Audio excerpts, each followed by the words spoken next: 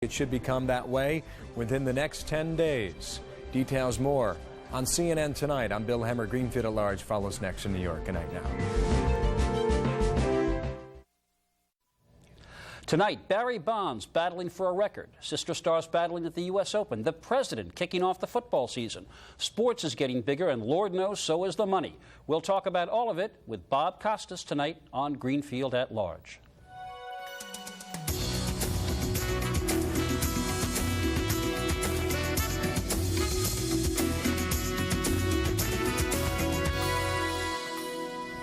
This was the weekend, as Russell Baker once put it, when the TV networks declared total sport on the American public. College football, pro football, baseball, the U.S. Open finals. Another sign that whether you follow sports or not, big-time sports certainly follows you. It's part of big business, the media, entertainment, fashion, politics, culture, even race relations. It seems like the right time for a one-on-one conversation with the best-known and very possibly the best sportscaster of his generation, and a man with a secret of perpetual youth, known only to a handful of Asian mystics and, of course, to Dick Clark. If only for his hosting of NBC's Olympics coverage. We're in the middle of Olympic bounty, everything happening at once. He would be the best-known face and voice in TV sports. When I sit over there and interview somebody. Talking about the years as the Cardinal announcer. But for more than 22 years on NBC, Bob Costas has ranged across the field of sports and well beyond. Mr. President, feel free to use this when you're up here. He has been behind the mic as analyst, host, play-by-play man for some of pro basketball's most memorable moments. Jordan, open, Chicago with the lead! And even though NBC has lost the rights to Major League Baseball, Costas's first sports love, his passion for the game has drawn the attention of those in the highest of places. I don't know if Costas is here yet. Yes. Here, Mr. President. Where is he? It's hard to see you. Representing all the traditionalists in America. You don't work, at least off what I've seen, and I've seen you a lot in a lot of different settings. You don't work dirty at all, right? No. As the host of NBC's later, in the late 80s and early 90s, Costas won awards for interviews with everyone from writers to politicians to celebrities. Today, as host of HBO's On the Record, he's gone toe-to-toe with some of sports' most provocative personalities. Graham, I don't think you run... And as his many turns as a comic actor demonstrate, Bob Costas indeed stands as someone with one of the most prominent positions in all of the media. Oscar time. Just as the original Olympians, the Greeks, had Homer to chronicle their exploits, we've got Bob Costas. Hi. You know, just to clear this up, Ron Howard, whenever it was, 6-7 years ago, really nice guy, Ron Howard, who directed the paper, calls me, says, I'm going to put you in a scene with Jason Robards and Glenn Close, and it's just a half day of work. And I was already in New York, and they shot it at Radio City. So who wouldn't say yes? Then when I get there, he explains the role, and I remember saying to him, well, what's my motivation? So just go stand Let's just leave that right where it is and turn to a subject where I have to confess I once thought you were right. I'm not sure anymore. The wild card in baseball. You didn't like it at first, right? And still don't. And still don't. And I'm amazed at how many superficial declarations I hear about how it's a success. People who should know better. That would be me. Well, but you know what? Here's the way the argument goes, and it's this shallow. Well, more teams are involved, therefore it's good. Well, if that's the case, why not double the number of playoff teams? A pennant race is not the same thing as playoff qualifying. A pennant race has specific dramatic and competitive characteristics, and those characteristics are either diminished or destroyed by having the wild card, because the wild card is not added to the division races, it supplants the division races. In almost every case, the race that matters is the wild card. The only situation in which a race for first place in a division can matter is if the pace in that division is so slow that the first place team wouldn't be good enough to qualify for the wild card. But here's the counter argument. You've also been one of those people saying baseball could be an endangered species because of the astonishing imbalance in payrolls. Now, the wild card is a way for teams, scrappy teams, to at least stay in the race and give their fans a reason to come out. I can understand why, as the president said, a traditionalist might have a problem, but given the problem with the imbalance of payrolls, isn't the wild card at least a temporarily decent solution? Well, I wrote a book about this a year ago, and one of the points I made was that assertion is continually made, but every team that has been the wild card from I counted 1994, the two teams that would have been the wild cards had the season been played to completion, through 1999, every one of those teams has been a team with a big market advantage of one kind or another. Now, this year, Oakland, which is in a small market situation and is a scrappy team, will wind up as the wild card. But by and large, the wild card teams have been teams that would have had the wherewithal to contend for division championships anyway. And most teams that are in the wild card race would have a shot at the division championship anyway. So it deadens or completely eliminates the greater drama and meaning of finishing first in the division. Speaking of which, at the end of the season, is it really possible we're going to see another baseball strike?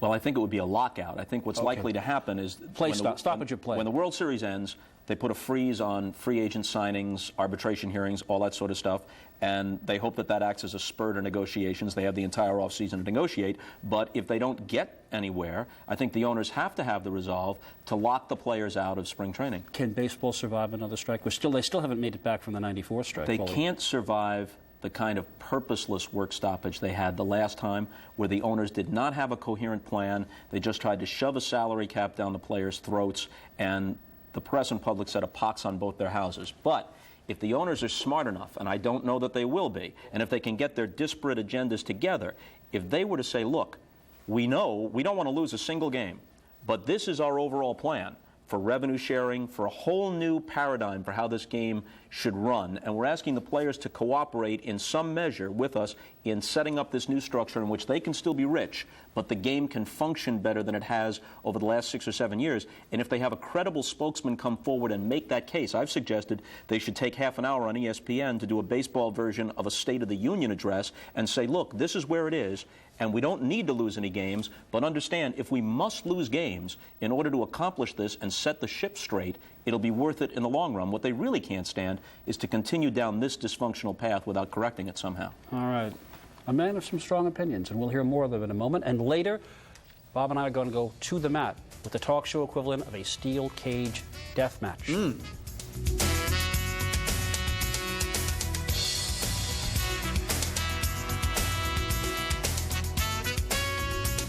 That weekend is good. See you then. Going away for a weekend? Then live like a high roller. Go from your hotel to the movies, the shopping malls, and the sports bars. I thought you liked to eat caviar and watch polo. Not in this economy.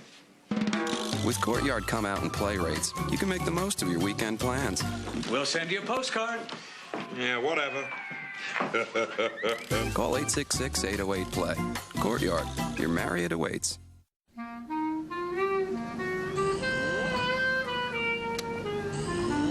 The new economy isn't more high-tech than the old new economy.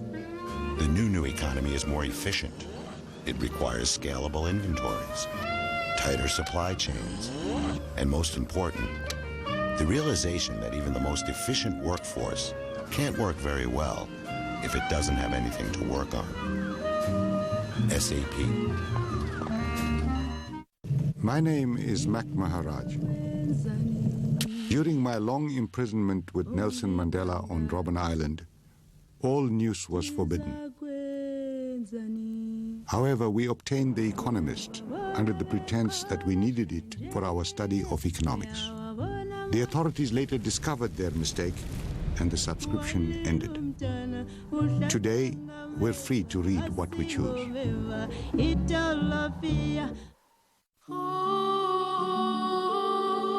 How can you provide for the future of the people who depend on you? With the power of Pacific Life. For over 130 years, Pacific Life has improved the lives of millions with investments, annuities, and insurance. Because careful planning today can help them reach their dreams tomorrow. Discover the power of Pacific Life. The joy you find in life, the way you feel inside, comes in mouthfuls and handfuls of food to make you smile. Believe it, lower in fat, and yeah, meatless. Food that really fits your life. That's Boca. Boca me, bring it on. Boca me, let it go. Boca me, feed your soul. Boca me, bring it on. Boca me.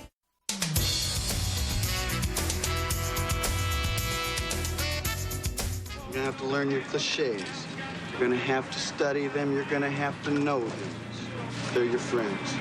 Write this down. We gotta play them one day at a time. Got to play. It's pretty boring. Of course it's boring. That's the point. Write it down. One day at a time. All right, I'm just happy to be here. Hope I can help the ball club. I know, write it down. Some advice on dealing with the press from the movie Bull Durham. And we're back on the record with NBC's Bob Costas, who also hosts HBO's On the Record, among his many other duties. Speaking of dealing with the press, PR, Barry Bonds, he's on a reasonably interesting chase for a record. Yeah, I'd say so. Great talent. His teammates say basically about him, he's a first-class jerk. Is it fair? And does he have to know how to deal with the press? Is it part of his responsibility, if he can hit 70 homers or so, to deal with the press? Well, I think he could make it easier on himself if he appeared to enjoy it more. And when he does have those moments where he's relaxed, he's obviously a very bright guy. He's got a wonderful smile. You want to like him. People want to warm up to him. And I've noticed in the past couple of weeks, since the most recent article came out claiming that it was 24-1, 24 Giants in one camp and Barry Bonds in the other, that Dusty Baker and some of his teammates, not all, have been coming to his defense. There's no question that he's not the most universally well-liked guy in baseball. But it does lead to a question that actually affects or afflicts in some way the folks you cover and the folks I usually cover. And that is the notion of packaging them. That, as that clip from Bull Durham suggests, it's not enough to have a great talent. You have to be shaped. I get the sense sometimes that people sit down with their sports clients the way political operatives sit down with their candidates and say, now here's what you need to say. As the guy who's interviewed virtually everybody, do you ever find yourself gnashing your teeth in the middle of interviews saying, could I just hear an honest voice every now and then? You know, luckily for me, and for you to a certain extent too, when you have more time, it's not 3 minutes, it's not a soundbite, usually you can engage someone enough that you can get to something that has an element of authenticity. But you do start to hear certain mantras. You do hear people who have been coached. This might not be an answer directly to your question, but I always thought that TV sports was at its best, and this day is long past, at its best when it was essentially eavesdropping on something that would have been pretty much the same had the cameras not been there. And that is that to me is the absolute heart of the matter. You cover a sports event now, you turn it on as a fan, and the sports event is almost drowned in pageantry, flybys, flags, hype.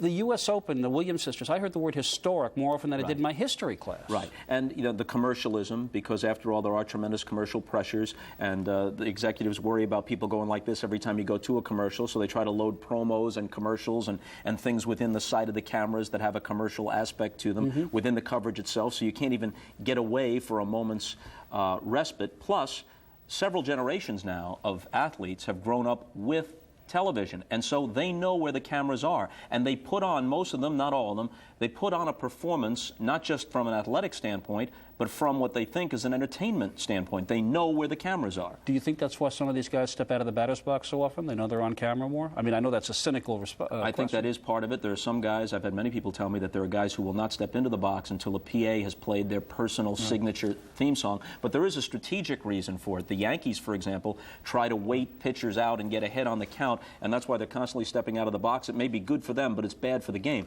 Baseball always has had a pleasing, leisurely pace, but in recent years it's become lethargic pace. You can't have a 2-1 game that lasts 3 hours and 20 minutes. Even I can't hang in for that, and I love baseball. I'm into that. I want to shift gears just a bit because you made some news. We showed a clip that showed that with Vince McMahon, you certainly were not unwilling to take on folks. Nobody can ever call you a sports shill. But outside sports, you had a recent interview with Rush Limbaugh that made some news because he seemed to think that you were charging him with a kind of racial insensitivity. I thought you might want to just talk about that. Thanks, because I felt bad about it. I like Rush Limbaugh. You don't have to be in the same political camp as someone to enjoy their company. I've been with Rush on a number of occasions. We're both sports fans. We have a lot of mutual friends. I've enjoyed his company. I have never felt in conversations with him or observing him interact with anyone that there was even a trace of personal racism in Rush Limbaugh. I don't think that for a second. The question I asked, which I thought was a nuanced question, it came at the end of an interview on KMOX in St. Louis. I said, look, there is a political correctness that often stays people's hands about criticizing anyone who happens to be black or who cloaks themselves in the banner of speaking for African Americans. There's a certain political correctness where people are afraid they'll be charged with racism, and you shouldn't be handcuffed by that. It is true that you will criticize people who happen to be African American because they're politically liberal, just like you criticize white political liberals. And it is part of your style sometimes to personally mock people, to call Mario Cuomo Mario Cuomo, or Dick Gephardt Little Dickie Gephardt.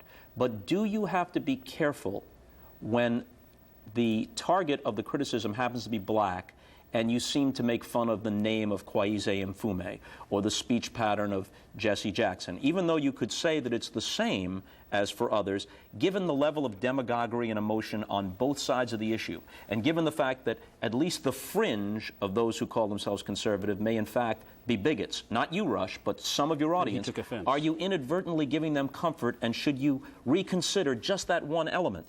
I didn't mean it as an accusation. His answer was an excellent answer, and I gave him plenty of time to explain himself, but he took it as a personal accusation of racism, and the next day I called his radio show to clear it up, because I don't think that at all, and I like Rush Limbaugh personally. Okay, thanks. When we come back, we're going to talk about the Olympics, and later, the hell with subtlety and depth. We're going rapid fire. You'll see.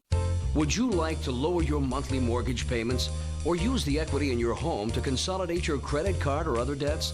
Just log on to ditech.com or call 1-800-71-FIXED. Today's low fixed rate with 0 points is only 6.875%. Lower interest rates, lower monthly payments. It's smart money from ditech.com. For fast, friendly service, apply online or call 1-800-71-FIXED right now. Hi-ho, it's off to work we go. We keep on singing all day long. Hi-ho, hi-ho, hi-ho, hi-ho, hi-ho, gonna make your troubles go. Want happy employees? Help secure their financial futures. At the Principal Financial Group, that's what we do. The Principal is the 401k leader. Financial solutions for you and growing businesses. Who's our 401k with? The Principal Financial Group. We understand what you're working for. What if every market operated like the stock market? Would price swings leave you paralyzed with indecision? Or would you chase whatever's hot at the moment? A Merrill Lynch financial advisor will help you develop a disciplined plan based on your risk tolerance and investment goals, so you can become a smarter investor, not an impulsive one.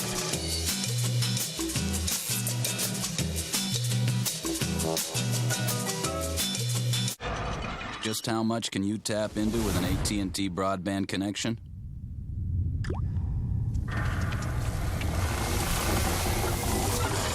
Try over 100 channels of entertainment. All the phone lines a house could want. And oh yeah, internet that flows by the gallon. Hope you're thirsty.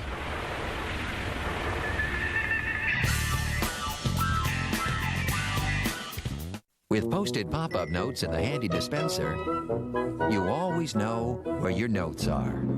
So you won't go nuts looking for nuts. And posted pop-up dispensers also come in these cool colors.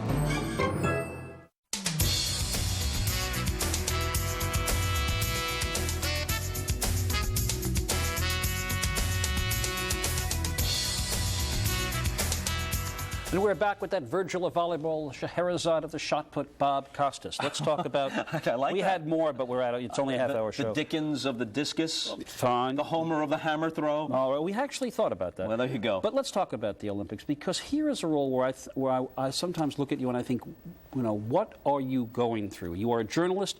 You are the host. NBC's paid $3.5 billion for these Olympics, Right. and we know that it came under severe criticism for the way it manipulated reality. At one point in the year 2000, there was a Visa ad congratulating a woman victor an hour before you showed us the event. Does it make you feel uncomfortable to sit there knowing that what you are presenting has in part been molded and shaped for drama? Yes, it does. But I have to say this. I think that some of the criticism, while it may be apt, sort of forces off the radar screen all the things that could be praised. And someone could say, well, he's just trying to cover himself here, but the people I work with are very dedicated and very talented, and a lot of the good work. Does anyone call a track meet better than Tom Hammond? Those guys in a water polo match with the camera angles from underwater, or the tracking camera as Michael Johnson comes around the turn on the 200. There's brilliant work done that I'm proud to be part of, and it's an honor to host the Olympics. But do I have ambivalent feelings? Yeah, obviously, for the reasons that you laid out. But at what point, I mean, look, clearly they paid all this money, they want to put on a show, but you had just talked about the fact that television was at its best when it seemed to eavesdrop. Right. If there's one event that has been blown nuclear, it's the Olympics. For instance, and you've heard this before too, I mean, it does seem at times that we cannot read of any athlete or hear of any athlete who did not overcome the heartbreak of psoriasis or something. I mean, at what point do you have to bite your tongue and say, I actually said this on the set in '96 in Atlanta. There are legitimate human interest stories in the Olympics, and very often Olympic athletes are different from athletes in other sports because most of them labor in total obscurity for this once every 4 years or once in a lifetime moment on the stage. They're driven by different motivations, and sometimes there are genuinely dramatic stories. What did you say? I think sometimes, though, if we just reduce it to the 20 or 30 legitimately dramatic ones instead of trying to stretch it to 80 or 90, we wouldn't lessen the impact of the ones that really have some genuine feeling to them. But I'm sitting there off camera and I said, you know what? I'd like to have somebody touch the edge of the pool, break the tape in the 100 meters, somebody, some man or woman, walk right to the camera and say this, you know what? Both of my parents are living, all my siblings are living, even my great-grandparents are living, none of my pets are in poor health, I've had a reasonably happy childhood, no particular adversity, I've never been in therapy. You know the reason why I come to the Olympics? Not to dedicate this to any grander cause, but just because, you know what, I'm really good at this thing, it's fun to do, I'm a young person, as you can see I'm fairly attractive, when I get home life is going to be one big party, here's the goal, baby. If that had ever happened, I would have run, I would have taken off the microphone, taken out the earpiece, and run at Michael Johnson-like speed to the edge of the pool or to the track and kiss that person on the lips. Just once, just for variety's sake. Okay. When we come back, 2 rounds of extreme interview right after this. Closed captioning sponsored by .mu, the global music domain. Register a .mu web address now and get a free MP3 player. Terms and conditions apply. Get your free MP3 player today at .mu. Join the team of sports tonight. Next, then His Name Means Business. It's Lou Dobbs Moneyline, followed by Larry King Live on CNN. Painting a room is easy. All the work is in the edging, and the edges are everywhere. Meet EdgeMaster, the self-guided rolling edger. With EdgeMaster, you can paint every edge effortlessly because EdgeMaster's beveled edge self-guides as you paint. Just load the roller, flip the bevel in place, and EdgeMaster guides itself to paint door and window moldings, light switches, thermostats, and walls and ceilings. Straight edge or round, EdgeMaster does it all. With the EdgeMaster, you'll get a precision edge every time. We guarantee you can paint any room in 1 hour or we'll buy it back. Use it once and you'll never use anything else again. Through this special offer, we'll send you the EdgeMaster, 2 EdgeMaster rollers, painting guide, and tray for only $19.99. Plus, call right now and we'll triple the number of rollers, a $20 value free. You'll get the entire EdgeMaster painting system and 6 rollers, a $40 value, all for just $19.99. Here's how to order. To order EdgeMaster, call 1-800-408-9889. That's 1-800-408-9889. So call and order today.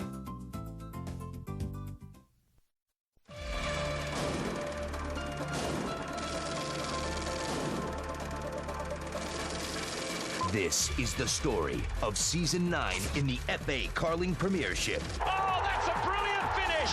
An epic tale that displays the finest players that this league has to offer. What a brilliant goal! Capture every moment with live week-by-week coverage available through your pay-per-view provider.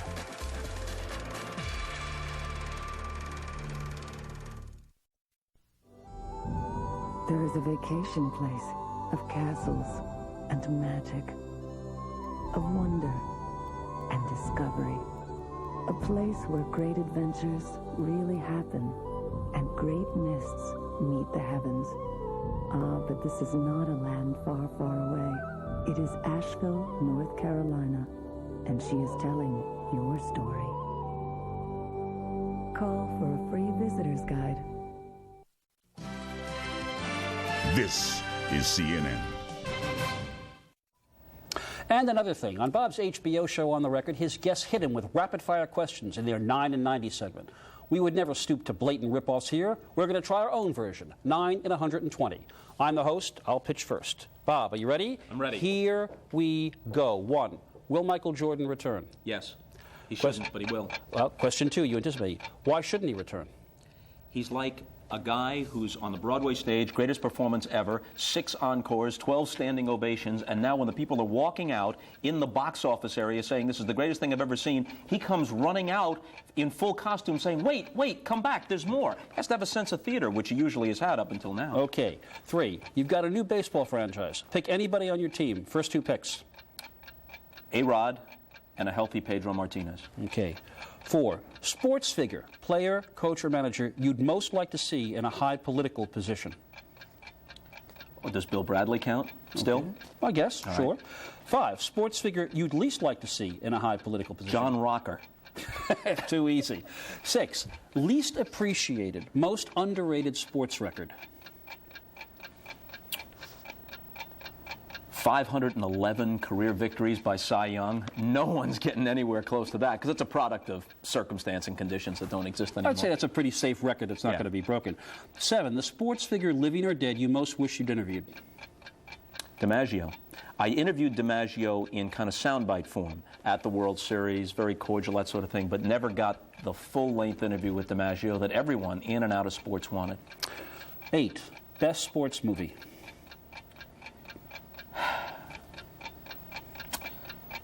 Raging Bull. Oh, of course. Scorsese's Raging Bull. A classic. 9, and last, you're going to make this, worst sports movie. You want me to say basketball, No, don't you? Don't you? Because I'm one of the guilty parties. Worst sports movie. You know what? There's one that's so bad that it's good. The Babe Ruth story with William Bendix is so bad that it actually becomes good. I think that's a very good answer. I was going to say Fear Strikes Out because Tony Perkins couldn't throw a baseball, Yeah, but that's a pretty good movie. Couldn't play very well at all. Your turn on me. By the way, in the Bendix Babe Ruth story, how about when he hits the line drive in batting practice and it hits a little dog? And he takes the dog in full uniform, misses the game to a regular hospital, then the doctor who fixes up the dog Bob, we're gonna go turns out to be the oncologist who treats him like 15 years later when he's got cancer. What are the chances of that? Your questions. All right. Ready? Here we go. Ready. Start the clock. If Nixon burns the tapes, does he finish the term? Yes. Most able person of the last half century to be president who wasn't? Very good question. I would have to say, possibly, it's going to surprise you, in some ways, Tom Dewey. That was 48. Yeah. It's not the last half century, but I'm going to give it to you. I'll give you a little leeway. Which politician is smarter than we think? Oh, there are a lot of them. I'll give you a really surprising one. Jesse Helms.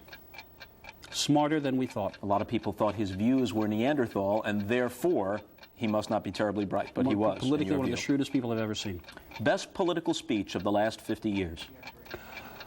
Best political speech, I've got a couple. Lyndon Johnson's We Shall Overcome speech announcing the Civil Rights, the Voting Rights Act, was the most significant in many ways. George Bush's 1988 acceptance speech was politically as effective a job in changing a person's image as I've seen. So not Kennedy's inaugural speech, not Nixon's checkers speech? You're asking a speech that accomplished something politically. Not Cuomo at the Democratic Convention? Go ahead. Okay. All right, I'm asked to compare eras. Ruth versus Aaron, Jordan versus West. Now it's your turn. John Foster Dulles or Henry Kissinger? Well, in terms of sheer brain power, Kissinger. Effectiveness? Well, in terms of helping Nixon doesn't get nearly enough credit for the China Initiative. It was his. But, yeah, I would have to say, and I would have to say the Reagan era in foreign policy actually probably was more effective in some ways, but he was at the end of the Soviet era. So how are we on the clock? Let's go. All right. 20 seconds. Well, 20 seconds. Most overplayed story of the last 10 years? We're in it right now. Condit, talk radio, good or bad for the political process? The framers would not have been surprised. If both had lived, way to dodge the question, if both had lived, who would have been more important to this country, JFK or RFK?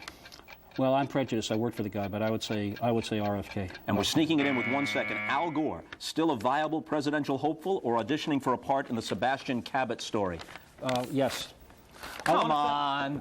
Still viable. I want to thank NBC sportscaster Bob Costas. He is host of HBO's On the Record. Thank you very much for joining me. I'm Jeff Greenfield. Tomorrow, power couples when bedfellows make for strange politics.